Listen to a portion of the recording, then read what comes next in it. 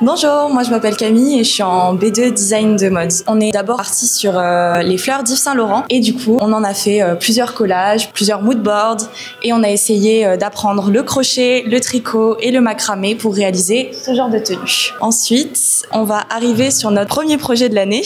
Donc là, on a travaillé sur le tissage, notamment sur le tissage de la toile. On a dû choisir un pavillon de l'exposition universelle d'Osaka 2025 pour faire des motifs, pouvoir les incorporer dans notre kimono.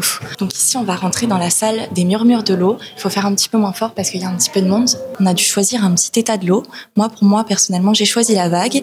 Et ensuite, on a dû faire des dessins. Donc il y a plusieurs dessins. On a essayé de faire une mosaïque pour un ensemble. Et ensuite, on a dû choisir une partie du dessin pour en faire une linogravure. Ici, on a dû faire plusieurs expérimentations textiles pour vraiment approfondir notre concept, pour voir ce qui fonctionnait le mieux. Et ensuite, on a commencé à créer notre tenue. Donc là, on va rentrer dans la salle des B3, donc ceux qui ont en dernière année de bachelor mode et stylisme. Vraiment, le but, c'était pareil, de conceptualiser la structure. Donc encore une fois, en B3, c'est un peu comme en B2. On va faire des expérimentations textiles, on va faire des essais, voir si ça fonctionne, si ça fonctionne pas, pour au final arriver vraiment au meilleur résultat possible. Mais ce qui est important, c'est vraiment de voir que tout le monde se crée son propre style et son propre univers grâce à ce bachelor. C'est vraiment super intéressant. C'est beaucoup de travail, mais au final, on en est quand même fiers et on est fiers de l'exposer aujourd'hui.